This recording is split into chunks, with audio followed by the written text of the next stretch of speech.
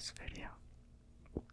Now, I have been learning these past few weeks quite a lot about networking, about the internet and the different protocols that exist therein. Now, one specific layer of the networking model is the data link layer. Now, I'm going to tell you what that layer does as a function. Well, it provides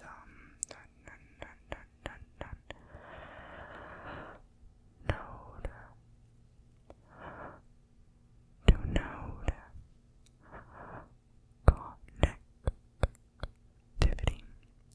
connectivity. It provides node to node connectivity.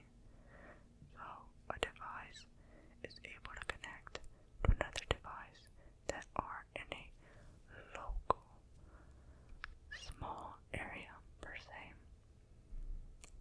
Boom, boom, boom, boom. And that's pretty much what it does. Now, the layer 2 address uses layer 2 logic when sending information, or the former or official term frames over inside the network. So there's a device that has its own source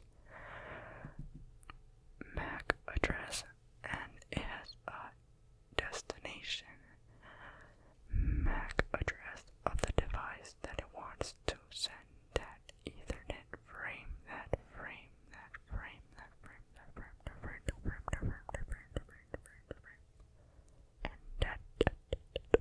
that is the case. So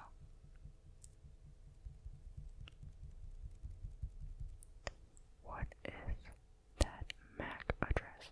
You might be thinking, as I was when I was first learning this as well.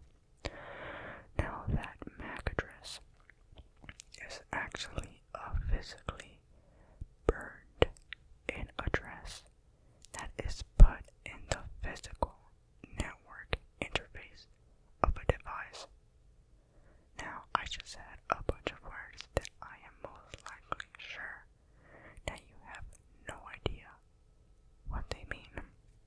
So I'm gonna put it in layman's terms. A computer, right? Think about it like this. A computer has a chip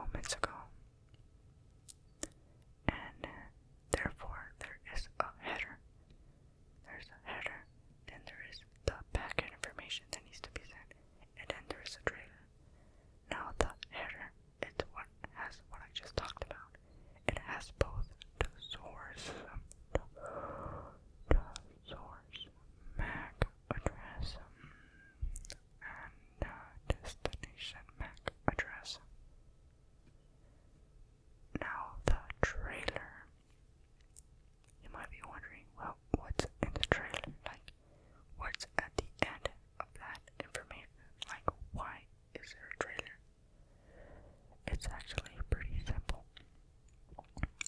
The trailer has this field called FCS. It's FCS,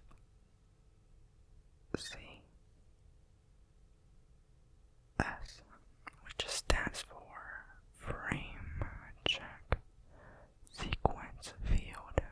Frame Check Sequence Field. Now what that does is that it checks that Ethernet frame for any errors. Now if there's an error when it is sent to the other device, then it will be discarded.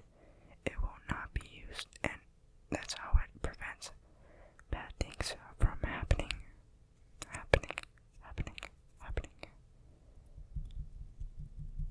And that's pretty much the thing.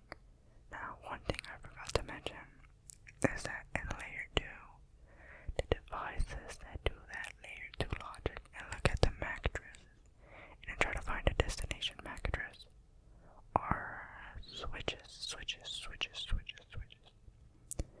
Now they are able to dynamically put MAC addresses in their MAC address table, which is like a place where they save all the MAC addresses and the corresponding ports which they are connected to.